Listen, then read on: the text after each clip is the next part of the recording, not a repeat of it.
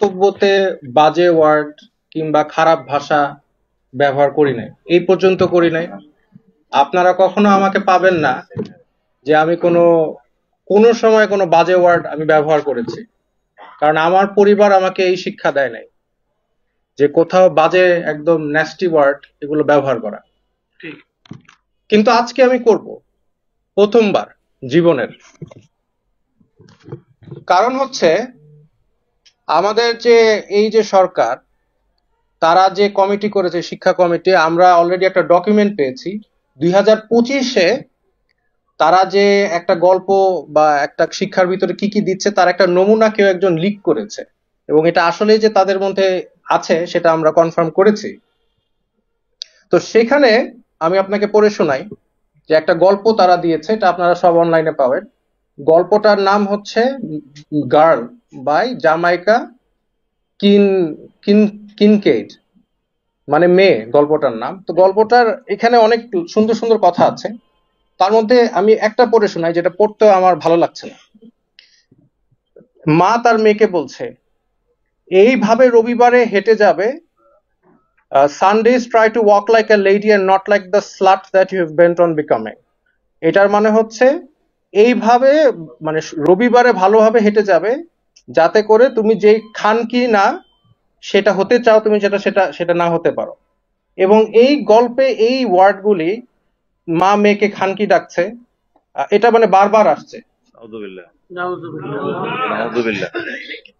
আমি জানি না এই গল্পটা আমাদের সাহিত্য বা ইংলিশের ক্লাস নাইনের বইয়ে থাকার কতটা প্রয়োজন।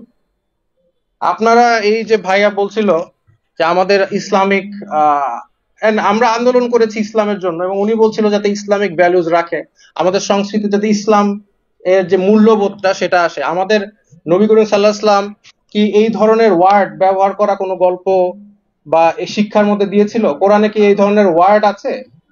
তাহলে আমাদের এই ওয়ার্ডের, এই গল্পের, এবং আমি লেখক যিনি লিখেছে গল্পটা তার ব্যাপারে খুঁজলাম, সে হচ্ছে একজন নারীবাদী।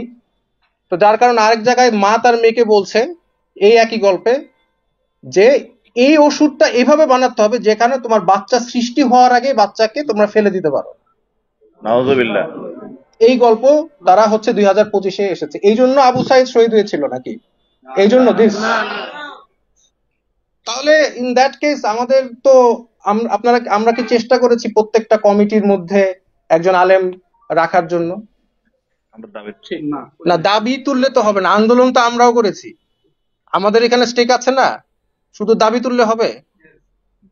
তো যার কারণে এটা তো আপনারা দেখবেনই। এবং এখনো এটা যেহেতু বই পাবলিশ হয় নাই, এখনো পরিবর্তন করার সময় আছে। আমি চাই যে আপনারা একটু চিন্তা করেন যে আমাদের সংস্কৃতির সাথে এই ধরনের গল্প যায় কিনা।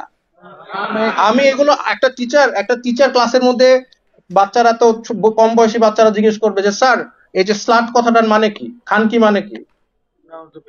তারপরে টিচার স্টুডেন্ট ডিসকাশন করবে এটা কি দরকার, নেসেসারি? তাহলে কেন এটাকে ইনক্লুড করা হলো, কে করলো? তো যার কারণে কালচার, আসলে আমাদের কালচারটা কি? আমাদের যে এই আন্দোলনে সব মতদর্শের মানুষ আন্দোলন করেছে, কিন্তু মেজরিটি মারা গিয়েছে, শহীদ হয়েছে। কেউ ভালহালায় যাওয়ার জন্য এই আন্দোলনে অংশগ্রহণ করে না, শহীদ হওয়ার জন্য আসছে। আর তাদের চিন্তাধারা ছিল ইসলামিক, কিন্তু এই ইসলাম কথাটা যে আন্দোলনের সাথে জড়িত সেটা মানুষ আস্তে আস্তে, কিছু মানুষ চাচ্ছে যে এটা চলে যায়। জ্ঞান আছে, ক্ষুদ্র জ্ঞান, এই ধরনের জিনিস একটা টিচার একটা স্টুডেন্টের সাথে ডিসকাশন বা করতে পারে না। এবার প্রশ্নের মধ্যে দিয়েছে যে ওই মেয়ে যদি ছেলে হতো তাহলে কি তার সাথে তার মা কিভাবে ওর ভিন্নভাবে আচরণ করতো। এই হচ্ছে শিক্ষা। তাহলে আন্দোলন করে আমরা দেশ স্বাধীন করলাম কিসের জন্য? ওয়াই? তো এই সংস্কৃতি আসলে কি আমরা চেয়েছি? এটা আপনারা একটু চিন্তা করেন, ভাবেন, আর একটু এই জিনিসটা নিয়ে আপনারা একটু দেখেন যে আমরা আসলে এই ধরনের, এখনো তো সময় আছে, ছাপানো হয় নাই, যাতে আমরা আশা করি এই গল্পটা যাতে বইয়ে না থাকে। আরো আছে কিনা জানতে, এটা তো আরেকটা ভালো পয়েন্ট আপনারা বলেছেন, আরো আছে কিনা। এখন এই সরকারের ভিতরে তো ট্রান্সপারেন্সি নাই, তারা আমাদেরকে আগে দেখাবে না তারা কি কি গল্পগুলো দিয়েছে, জনগণের সাথে ক্লিয়ার হবে না? সংবিধান কি পরিবর্তন করছে সেটা ক্লিয়ার হবে না?